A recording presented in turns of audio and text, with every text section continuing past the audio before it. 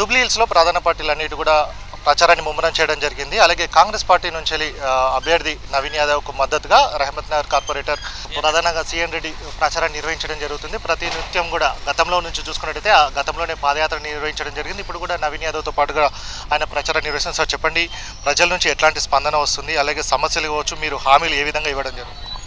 ప్రజల నుండి బ్రహ్మాండంగా అంటే ప్రజల నుండి స్వచ్ఛందంగా కాంగ్రెస్ పార్టీ అభ్యర్థి నవీన్ యాదవ్ గారికి ఓటేస్తాం, చేతి గుర్తుకు ఓటేస్తాం అని చెప్పేసి, ఎందుకంటే ఇక్కడ ఉన్నటువంటి దశాబ్దాల నుండి తీరని సమస్యలు ఇప్పుడు కాంగ్రెస్ ప్రభుత్వంలో కాంగ్రెస్ పార్టీతో తీరుతున్నాయి కాబట్టి గౌరవ ముఖ్యమంత్రి వర్యులు రేవంత్ రెడ్డి గారి ఆధ్వర్యంలో సాంఘిక సంక్షేమ కార్యక్రమాలు కొనసాగుతున్నాయి కాబట్టి, అభివృద్ధి కార్యక్రమాలు కొనసాగుతున్నాయి కాబట్టి ప్రజలే స్వచ్ఛందంగా వచ్చి చేతి గుర్తుకు ఓటేస్తాం, నవీన్ యాదవ్ గారిని గెలిపిస్తామని చెప్పడం జరుగుతుంది.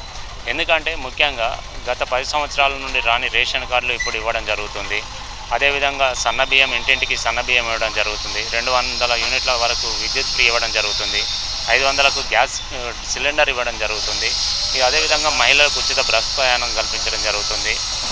ఈ విధంగా ఏది చూసుకున్నా కూడా పేదవాడికి అవసరమైన సదుపాయాలు కాంగ్రెస్ పార్టీతోటే సాధ్యమవుతున్నాయి కాబట్టి కాంగ్రెస్ పార్టీ అభ్యర్థిని గెలిపించుకుంటామని చెప్పేసి ప్రజలే చెప్తున్నారు. అదేవిధంగా మా జూబ్లీ హిల్స్ నియోజకవర్గంలో గత 10-15 సంవత్సరాల నుండి జరగని పనులు, అభివృద్ధి కార్యక్రమాలు, రోడ్లు కావచ్చు, అదేవిధంగా వాటర్ సమస్య కావచ్చు, బంచ్ కేబుల్ సమస్యలు కావచ్చు, స్ట్రీట్ లైట్ సమస్య కావచ్చు, ఇలా అనేకమైనటువంటి అభివృద్ధి కార్యక్రమాలు, కమిటీ హాల్స్ కావచ్చు, ఈ విధంగా ఏ సమస్య తీసుకున్నా కూడా గతంలో పెండింగ్లో ఉంది కాబట్టి ఇప్పుడే ఈ ప్రభుత్వంలోనే కొనసాగుతున్నాయి కాబట్టి ఇక్కడ చాలామంది ప్రజలు చెప్తున్నారు గతంలో పీజీఆర్ కాలంలో చేసిన అభివృద్ధి కార్యక్రమాలు మళ్ళీ ఇప్పుడు గౌరవ ముఖ్యమంత్రి వర్యులు రేవంత్ రెడ్డి గారి ఆధ్వర్యంలో జరుగుతున్నాయని చెప్తున్నారు. అదేవిధంగా రేషన్ కార్డులు కూడా స్వర్గీయ వైఎస్ఆర్ టైంలో ఇచ్చిన రేషన్ కార్డులు తర్వాత ఇప్పుడు మళ్ళీ రేవంత్ రెడ్డి గారి ఆధ్వర్యంలో రేషన్ కార్డులు దొరుకుతున్నాయని చెప్తున్నారు.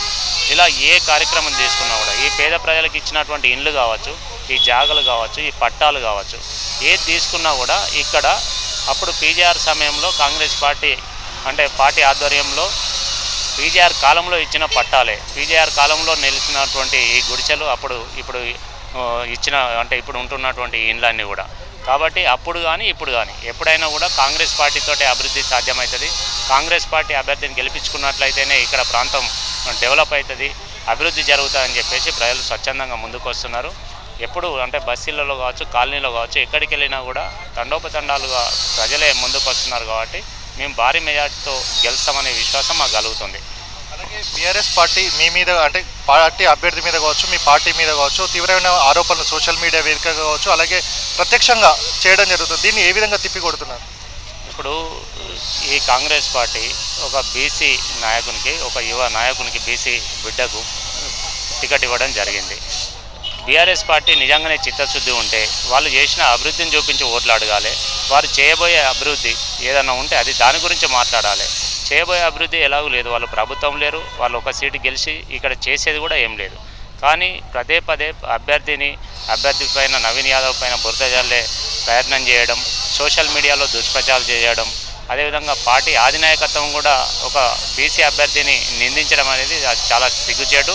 వాళ్ళు నిజంగానే దమ్ము ధైర్యం ఉంటే ఇక్కడ చేసిన అభివృద్ధిని చూపించి ఓట్లు అడగమని చెప్తున్నా.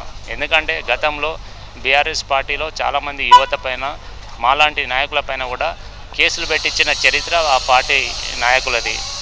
ఇక్కడ ఉన్న నా మీద కావచ్చు, నా తోటి ఉండే నాయకుల మీద కావచ్చు, చాలామంది మీద కేసులు పెట్టించినటువంటి పార్టీ ఏదైనా ఉందంటే అది బీఆర్ఎస్ పార్టీ. అలాంటి పార్టీని ఇక్కడ ఎవడు నమ్మడు. అలాంటి పార్టీ మళ్ళీ మా అభ్యర్థి పైన నిందలు వేయడం అంటే ఇది మరీ ఇదిగా ఉంటుంది కాబట్టి ఎక్కడ కూడా అభ్యర్థి పైన బురద జల్లే ప్రయత్నమే చేస్తున్నారు తప్ప అది వాస్తవం కాదు. ఎంత మెజార్టీ వస్తుందని అనుకుంటున్నారు? తప్పకుండా గతంలో ఏదైతే బీఆర్ఎస్ పార్టీకి ఇచ్చిందో దానికంటే ఎక్కువ మెజార్టీతో మా అభ్యర్థి ఈసారి గెలవబోతున్నాడు. ఎందుకంటే మీరే చూస్తున్నారు, ఎక్కడ చూసినా కూడా అభివృద్ధి, సంక్షేమాన్ని కోటేస్తాం, అభివృద్ధి కోటేస్తాం అని ప్రజలు ముందుకు వస్తున్నారు కాబట్టి ఇక్కడ ఎక్కడ కూడా సెంటిమెంట్ వర్కౌట్ కాదు. ఎందుకంటే సానుభూతి అనేది ఒక ఫ్యామిలీకి సంబంధించింది, కానీ మా భవిష్యత్తుకు సంబంధించింది, జూబ్లీ హిల్స్ నియోజకవర్గ అభివృద్ధికి సంబంధించింది. ఒక మాటలో చెప్పాలంటే 3,90,000 ఓటర్లకు సంబంధించినటువంటిది భవిష్యత్తు నిర్ణయించబోయే ఎలక్షన్ కాబట్టి చేతి గుర్తు గౌరవ ముఖ్యమంత్రి వారు రేవంత్ రెడ్డి గారిని గెలిపించుకున్నట్లయితే, నవీన్ యాదవ్ గారిని గెలిపించుకున్నట్లయితే రేవంత్ రెడ్డి గారి ఆధ్వర్యంలో, ఈ ప్రభుత్వం ఆధ్వర్యంలో అభివృద్ధి ముందుకు పోతుంది కాబట్టి భారీ మెజార్టీతో గెలవబోతున్నాం. సో జూబ్లీ హిల్స్లో సానుభూతి వర్కౌట్ కాదని, అలాగే తాము చేసిన అభివృద్ధి తమని గెలిపిస్తుందని, అలాగే గతంలో బీఆర్ఎస్ పార్టీకి వచ్చిన మెజార్టీ కంటే కూడా అత్యధికంగా మెజార్టీని నవీన్ యాదవ్ గారు సాధిస్తారని కూడా రహమత్ నగర్ కార్పొరేటర్ సిఎన్ రెడ్డి గారు చెప్పడం జరుగుతుంది. విడేషన్ ప్రభాకర్తో గణేష్, సమయం టీవీ, రహమత్ నగర్ నుంచి.